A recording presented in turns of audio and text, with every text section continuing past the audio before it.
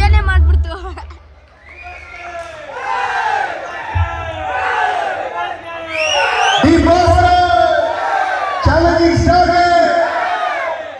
ನೋಡಿ ನೀವೆಲ್ಲ ಎಲ್ಲೋ ಹೇಳ್ತೀರಾ, ನಿಮ್ಗೆ ಆಕ್ಚುಲಿ ಗೊತ್ತಿಲ್ಲ. ಇದು ನೋಡಿದ್ರೆ ಗೊತ್ತಾಗುತ್ತೆ ಯಾರು ಕಾಣಿಸ್ತಾ ಇದ್ದಾರೆ. ಡಿವೋರ್ಸ್ ಕಾಣಿಸ್ತಾ ಇದ್ದಾರಾ? ಅವ್ರ 25ನೇ ವರ್ಷಕ್ಕೆ ನಮ್ಮ ಸಂಸ್ಥೆಯಿಂದಾನೆ ಅವ್ರಿಗೆ ಹೋಗಿ ಸನ್ಮಾನ ಮಾಡಿದ್ದೀನಿ ನಾನು.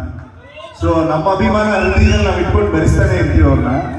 ಹಾಗಾಗಿ ಇಲ್ಲಿ ಒಂದು ಕಾರ್ಯಕ್ರಮ ಅಂತ ಹೇಳಿದ್ರೆ ಎಲ್ಲರೂ ಕೂಡ ಪ್ರೀತಿಯಿಂದಾನೇ ಗೆಲ್ಬೇಕಾಗುತ್ತೆ. ಆಮೇಲೆ ಈ ಸಂದರ್ಭದಲ್ಲಿ ನಾನು ಒಂದೇ ಒಂದು ವಿಷಯ ಹೇಳ್ಬಿಡ್ತೀನಿ. ಕರ್ನಾಟಕದಲ್ಲಿ ಎಲ್ಲ ಹೀರೋಗಳು ಹುಟ್ಟೋದಕ್ಕಿಂತ ಮುಂಚೆ ಹುಟ್ಟಿದ್ ಯಾವ್ದಾದ್ರು ಇದ್ರೆ ಅದು ಕನ್ನಡ ಭಾಷೆ. 3500 ವರ್ಷದ ಇತಿಹಾಸ ಇರೋ ಕನ್ನಡ ಭಾಷೆ. ಆದ್ರೆ ಒಂದೇ ಒಂದು ಯಾವ್ಯಾವ ಫ್ಯಾನ್ಸ್ ಯಾರಾದ್ರೂ ಇರಲಿ, ನೀವು ಪುನೀತ್ ಫ್ಯಾನ್ಸ್ ಯಾರ ಫ್ಯಾನ್ಸ್ ಯಾರಾದ್ರೂ ಇರಲಿ, ದಯವಿಟ್ಟು ಸೋಷಿಯಲ್ ಮೀಡಿಯಾದಲ್ಲಿ ಕನ್ನಡ ಪದಗಳನ್ನ, ಕನ್ನಡ ಭಾಷೆಯಲ್ಲಿ ನೀವು ಯಾರಿಗಾದ್ರೂ ಬೈಬೇಕಾದ್ರೆ ಹೊಲಸು ಪದಗಳನ್ನ ದಯವಿಟ್ಟು ಬಳಸಬೇಡಿ. ಯಾಕಂದ್ರೆ ನೀವು ಅದನ್ನೆಲ್ಲ ಸೋಷಿಯಲ್ ಮೀಡಿಯಾದ ಮಕ್ಕಳು ನೋಡ್ತಾ ಇದ್ರೆ ಅದೇ ನಿಜವಾದ ಕನ್ನಡ ಅಂತ ಅನ್ಕೊಂಡ್ಬಿಡ್ತಾರೆ. ಎಷ್ಟೋ ಜನ ಗೊತ್ತಿಲ್ಲ, 3500 ವರ್ಷ ಇತಿಹಾಸ ಇರೋ ಕನ್ನಡ ಭಾಷೆಗೆ ಬರೀ ಅರ್ಧ ಕಪ್ಪು ಟೀ ಕುಡ್ಕೊಂಡು, ಅರ್ಧ ಬಟ್ಟೆ ಉಟ್ಕೊಂಡು, ಬರೀ ಬಾಡಿಗೆ ಕಟ್ಟಕ್ಕಾಗ್ತಾರೆ ಎಷ್ಟೋ ಸಾಹಿತಿಗಳು ಕನ್ನಡ ಭಾಷೆಯನ್ನು ಬಿಟ್ಟುಬಿಟ್ಟಿದ್ದಾರೆ. ಅದು ಮಕ್ಕಳ ಭವಿಷ್ಯಕ್ಕೋಸ್ಕರ. ಯಾವ ಫ್ಯಾನ್ಸ್ ಆದ್ರೂ ಸರಿ, ದಯವಿಟ್ಟು ನಿಮ್ಮ ಕೋಪ ಇದ್ರೆ ತೋರಿಸ್ಕೊಳ್ಳಿ, ಅದನ್ನ ಬೇರೆ ರೀತಿ ವ್ಯಕ್ತಪಡಿಸಿ.